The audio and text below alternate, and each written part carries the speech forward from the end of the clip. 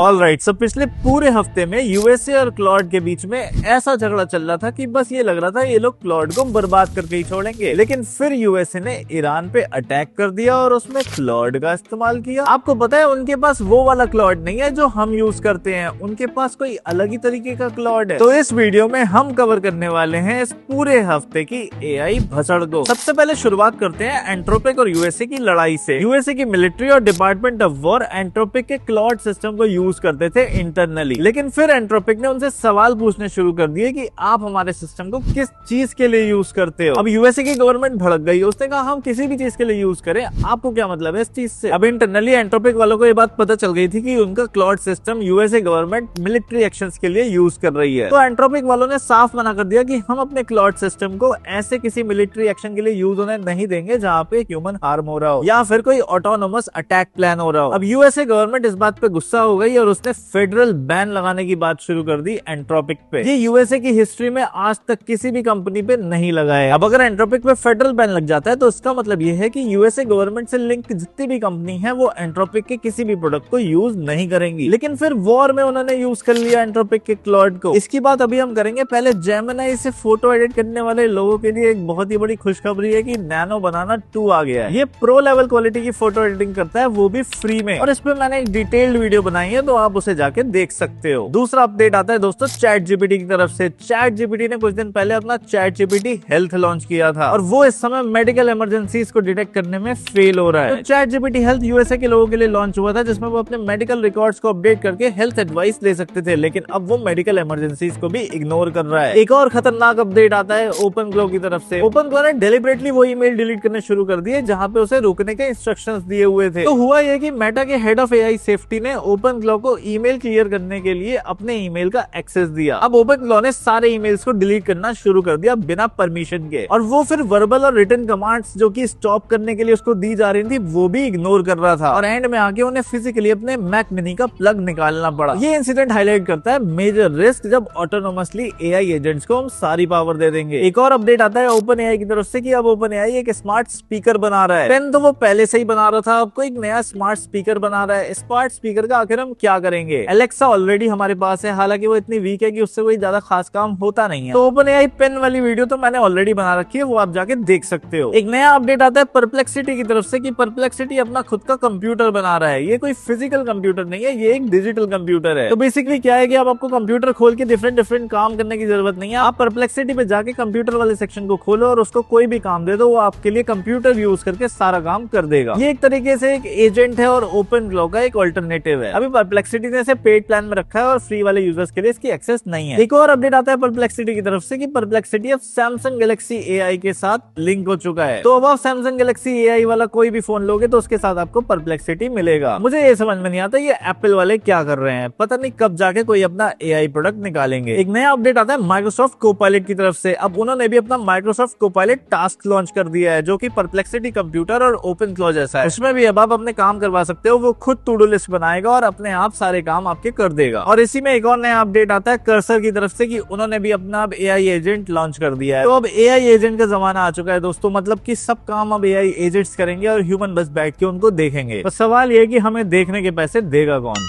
अब बात करते हैं एंथ्रोपिक की। एंथ्रोपिक सिर्फ यूएसए से नहीं लड़ रहा, एंथ्रोपिक ने चाइना से भी लड़ाई मोल ले ली है। एंथ्रोपिक ने क्लेम किया है कि 3 चाइनीज कंपनीज ने उनके एजेंट को यूज करके अपने एजेंट्स को ट्रेन कर लिया। मतलब उनका कहना है कि 3 चाइनीज कंपनीज ने एंथ्रोपिक के क्लॉड को यूज करके डिफरेंट अकाउंट बनाए और बहुत सारा डेटा एंथ्रोपिक के क्लॉड से निकाल के अपने एआई मॉडल को ट्रेन कर लिया। पर अगर सोचा जाए तो एंथ्रोपिक का क्लॉड भी ऐसे ही बना है, बहुत सारे डेटा सेट को चुरा के अपने अंदर ट्रेन करने के बाद ही तो एक एआई मॉडल तैयार होता है। तो जो काम एंथ्रोपिक ने खुद अपने लिए किया, अब वो चाइना की कंपनी को उसके लिए एक्यूज कर रहा है। तो जब आप डेटा चुरा के अपना क्लॉड मॉडल बना सकते हो तो लोग आपके क्लॉड मॉडल को यूज करके भी तो और नए मॉडल बना सकते हैं। तो अब बात करते हैं कि क्लॉड को वॉर में यूज कैसे किया गया। तो देखो हमारे पास जो क्लॉड है वो नॉर्मल कोड कर सकता है, वो नॉर्मल टास्क कर सकता है, लेकिन जो यूएसए गवर्नमेंट के पास क्लॉड था वो डायरेक्टली इंटेलिजेंट असेसमेंट्स के लिए ट्रेन किया गया था। जैसे कि मान लो हमारे पास एक नॉर्मल सिस्टम है और उनके पास बहुत ज्यादा एडवांस एडवांस सिस्टम था। तो यूएसए के डिपार्टमेंट ऑफ वॉर ने क्लॉड को यूज किया इंटेलिजेंट असेसमेंट के लिए, ये जानने के लिए कि कहां पे क्या एक्टिविटी हो रही है। उस डेटा को क्लॉड में डाल के उससे एक इंटेलिजेंट इनपुट निकाला गया और टारगेट की आइडेंटिफिकेशन में यूज किया गया। बहुत सारा डेटा उसके अंदर डाला गया और ये फिगर आउट किया गया कि टारगेट कहां पे है और कैसे परफॉर्म करना है हमें अटैक। बैटल सिनेरियोस को सिमुलेट करने के लिए यूज किया गया, मतलब जो भी अटैक हुआ है उसकी पहले से सिमुलेशन क्लॉड के थ्रू बनवाई जा चुकी थी। अब आखिर ये यूज क्यों किया गया? भले ही ट्रंप ने इसे बैन कर दिया हो, लेकिन यूएसए के डिपार्टमेंट ऑफ वॉर ने कहा है कि हमें कम से कम 6 महीने लगेंगे इससे किसी दूसरे मॉडल पे ट्रांजिट करने के लिए। तो ये सब हुआ पिछले पूरे हफ्ते में एआई के अंदर। ऐसे ही एआई से रिलेटेड इन्फॉर्मेशन से अपडेटेड रहने के लिए चैनल को सब्सक्राइब करके बेल आइकन दबा लो, क्योंकि हर मंडे को एक ऐसी वीडियो जरूर आती है। अब मिलते हैं अगली वीडियो में, तब तक सीखते रहो कुछ ना कुछ।